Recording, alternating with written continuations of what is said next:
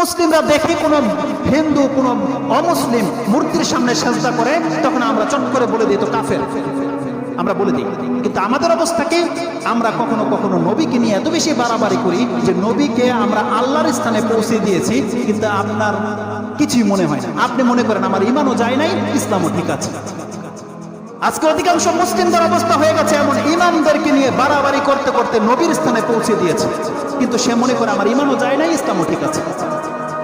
তিনি বলছেন যে মুসলিম আজকে নিজের খেয়াল খুশি মতো যা খুশি তা করে ফেলতেছে, সে মনে করতেছে যে আমার ইমানও ঠিক আছে, ইমানও টুটে নাই, ইসলামও ছুটে নাই। ব্যাপারটা কেমন?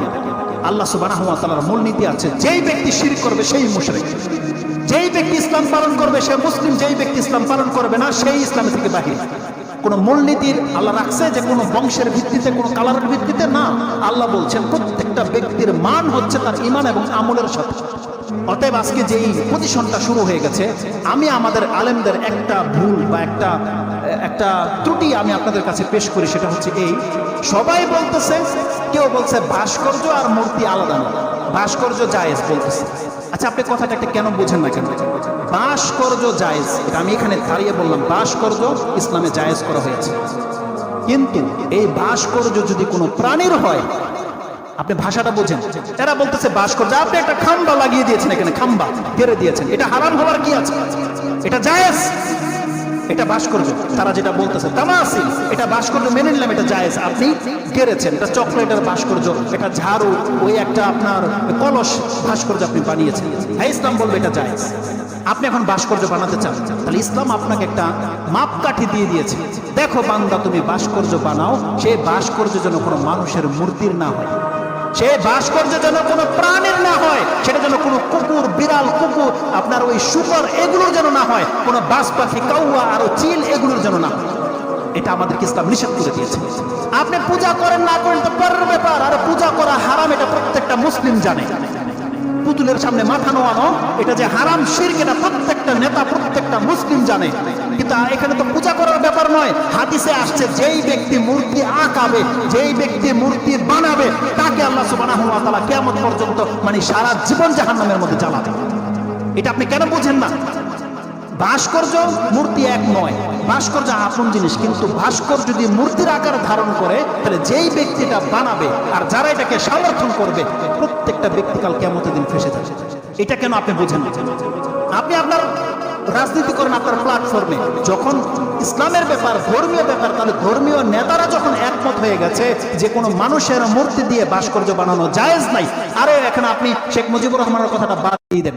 বাংলার জমিনে যতগুলো মানুষের মূর্তি বানানো হয়েছে, যারা বানিয়েছে, যারা সমর্থন করে যাচ্ছে, কাল কিয়ামতের মাঠে প্রত্যেকটা হচ্ছে অপরাধ, প্রত্যেকটা অপরাধ, সেটা যে কোনো দলের মূর্তি হোক। আর সৌদির বাদশার যদি কোনো মূর্তি বানানো হয়, যারা বানাবে, সাপোর্ট করবে, তারা ফেঁসে যাবে কাল কিয়ামতের মাঠে।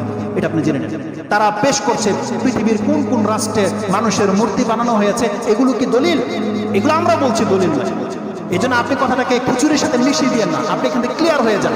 ভাস্কর্য ইসলামে জায়েজ করা হয়েছে, কিন্তু সেই ভাস্কর্য কোনো প্রাণীর হতে পারবে না। যদি কোনো ব্যক্তি বানান, আপনার শাস্তিটা কি বলে দেখেন। তারা বলতেছে আমরা তো পূজা করবো না, আমরা তো তার কাছে কিছু চাইবো না, কথা তো সত্য, কিন্তু অত দূরে যাওয়া লাগবে না। আল্লাহ বলছেন যেই ব্যক্তি ভাস্কর্য বানাবে, তাকে আল্লাহ সুবহানাহু ওয়া তাআলা শাস্তি দেবে। দুই একটা হাদিস শুধু আমি আপনাকে কোট করে দিই। আব্দুল্লাহ থেকে হাদিসটা, তিনটা হাদিস আমি আপনার কাছে কোট করব। এক আব্দুল্লাহ হচ্ছে আব্দুল ইবনে মাসউদ, এক আব্দুল্লাহ হচ্ছে আব্দুল ইবনে ওমর, এক আব্দুল্লাহ হচ্ছে আব্দুল ইবনে আব্বাস, যাদের কথা এক একটা হচ্ছে স্বর্ণখচিত স্টাম্প। তাদের কথা কেউ রদবদল হবে না। তাদের কথা এমন ভাবে ইসলামের দলিল, যেটা হচ্ছে কোরআন হাদিস, তাদের কথা। আর তারা যখন কোনো ফতোয়া দেবে, অন্য কোনো সাহাবীর ফতোয়া হয়তো এত স্ট্রং হবে না, যেই ফতোয়া যদি দেয় আব্দুল ইবনে আব্বাস, আব্দুল ইবনে মাসউদ, আব্দুল ইবনে ওমর, তাদের উপরে চেয়ে বড় কোনো সাহাবী আছে ফতোয়া দেওয়ার ক্ষেত্রে? তাদের ফতোয়াগুলো কি? সুবহানাল্লাহ, বুখারী মুসলিমের মধ্যে সেই হাদিসগুলো আছে। তিনটা শুধু নাম্বারিং সহ বলে দিই, আমি ট্রান্সলেটে যাব না।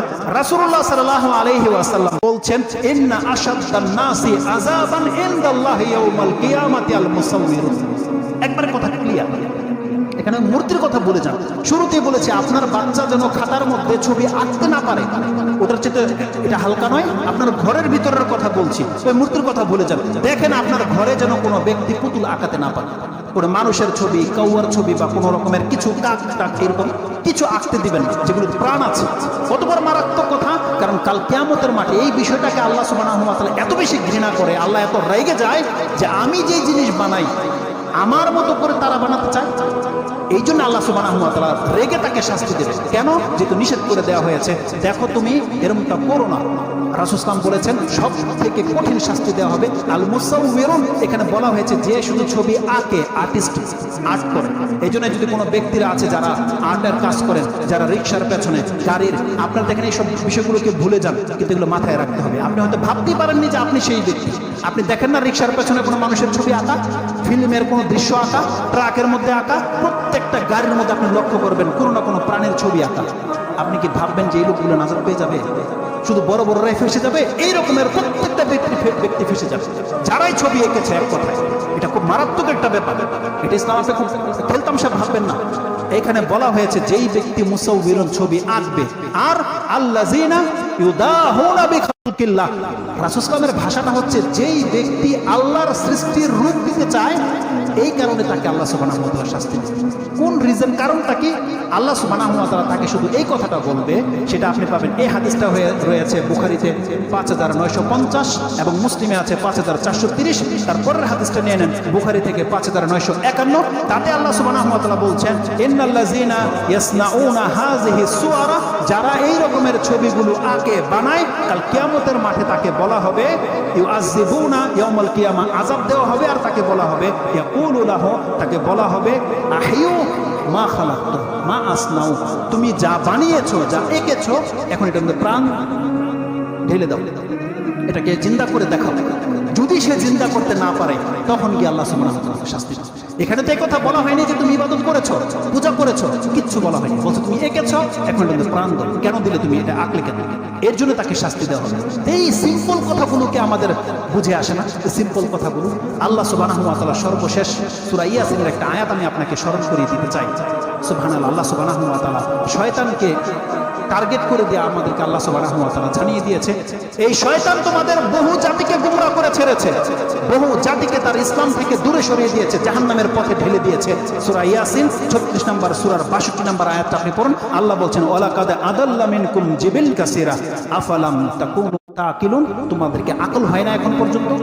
তোমরা দেখতে পাচ্ছ যে শয়তান মানুষকে দিয়ে এই জমিনে পুতুল পূজা করিয়ে ছেড়েছে, তোমরা দেখতে পাচ্ছ, তোমাদেরকে আকল হয় না? এই শয়তান তোমাদেরকে ঘুরিয়ে ফিরিয়ে আল্লাহর রাস্তা থেকে সরিয়ে দিতে চাচ্ছে। অতএব আমাদেরকে আল্লাহ সুবহানাহু ওয়া তাআলার কাছে আশ্রয় চাইতে হবে যে আল্লাহ যেই ফিতনায় আমরা এখন পতিত হয়েছি, আল্লাহ আমাদের নেতৃস্থানীয় ব্যক্তিদেরকে আল্লাহ আপনি হেফাজত করেন।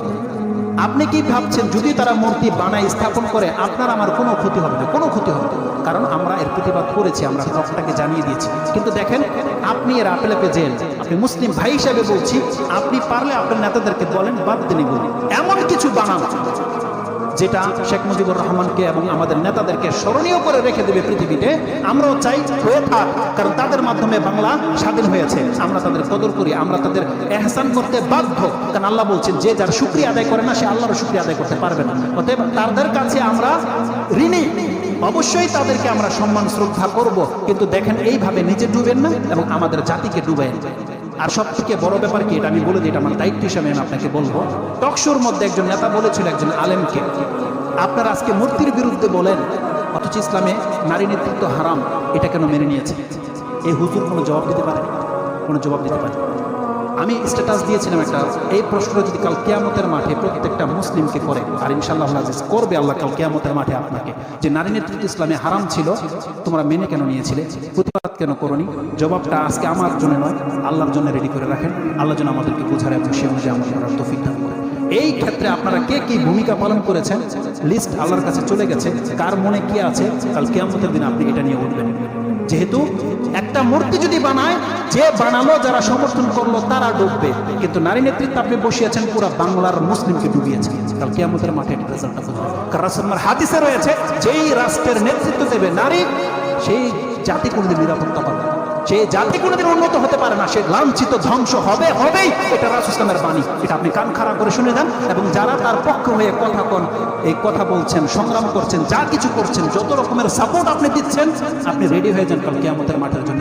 এক ভাই দোয়া চেয়েছেন, এমনকি যারা দান করতে নাও পারে, আমরা সমস্ত এলাকাবাসীর জন্য দোয়া করছি, আল্লাহ তুমি মুসলিমদেরকে হেফাজত করো। আল্লাহ আমাদের মধ্যে যারা অসুস্থ আছে, আল্লাহ তাদেরকে তুমি ক্ষমা করে দাও, আল্লাহ তাদেরকে তুমি সুস্থতা দান করো। সুবহানাকাল্লাহুম্মা রাব্বানা বিহামদিকা আশহাদু আল্লা ইলাহা